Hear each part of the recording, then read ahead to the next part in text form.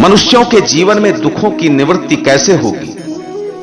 कैसे हमारे जन्म जन्मांतर के किए हुए पापों का स्वतः निवारण हो जाएगा, जो हमारे दुर्भाग्य के रूप में फिर कभी परेशान नहीं करेगा? कैसे मिलेगा परम कल्याण? परम कल्याण का मार्ग क्या है? ईश्वर को प्राप्त करने का मार्ग क्या है? ईश्वर की कृपा प्राप्त करने का मार्ग क्या है?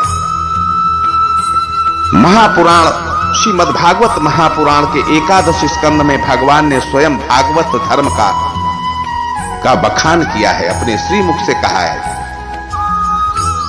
उन्होंने कहा कि जो व्यक्ति, जो मनुष्य इस भागवत धर्म का अवलंबन लेता है, उसके जीवन में दुखों की निवृत्ति हो जाती है, वो मुझे प्राप्त हो जाता है, मैं उसे प्राप्त हो जाता हूं। भागवत धर्म की मुख्य बातें उन्होंने क्या बताई? तो पहला कहा उन्होंने कि अपने जो भी कर्म करते हैं, जो भी चित्त वृत्ति मन बुद्धि अहंकार शरीर से जो भी कर्म करते हैं, वो मुझे समर्पित कर दो, मुझे समर्पित कर दो। आत्मा तुम गिरिजामति सहचरः प्राणाः शरीरम ग्रहम पूजाते विषयोपभोग रचना निद्रा समाधि स्थितः संचारः पदयो प्रदक्षिण विधि स्तोत्राणि शर्वागिरो यद्यत् कर्म करोमि तत् दखिलम संभो तवाराधि। अर्थात हे परमात्मन, आप मेरी आत्मा हैं, हे माता गिरिजा आप मेरी मति हैं, मेरे जो प्राण हैं वो आपके सहचर हैं, और ये जो मेरा शरीर है वो आपका घर है। जो विषय भोग की मेरी सामग्री है वो आपकी पूजन की सामग्री है, और मेरी निद्रा है वो आपके लिए मेरी समाधि अवस्था है। मेरे जो कदम आगे बढ़ते हैं वो आपकी प्रदक्षिणा है, आपकी प्रदक्षिणा है। जो मैं वाणी से बोलता हूं वो सब आपके स्तोत्र हैं। जो इस तरह का अपना समर्पण कर देता है भगवान के चरणों में, भगवान कहते हैं कि ऐसे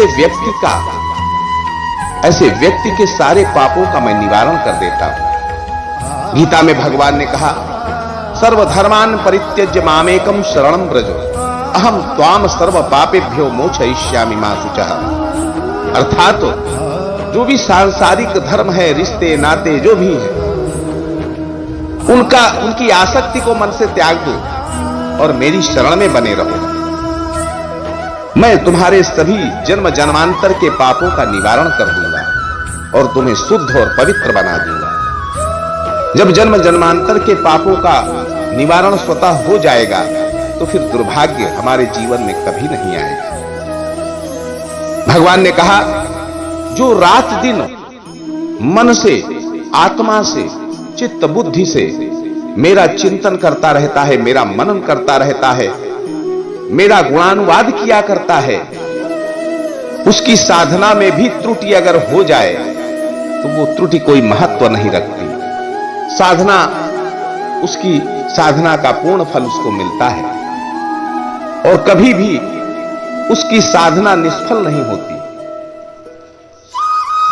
भक्त और भक्ति की पहचान बताने के लिए भगवान ने कहा कि जो भक्त है, जो उसकी भक्ति की पराकाष्ठा यही है कि सारे संसार में जो कुछ भी उसे दिखता है उसमें मेरा स्वरूप दिखने लग जाता है। गोस्वामी तुलसीदास जी ने भी कहा, सिया राम मैं सब जग जानी करहु प्रणाम जोरी जुग पानी।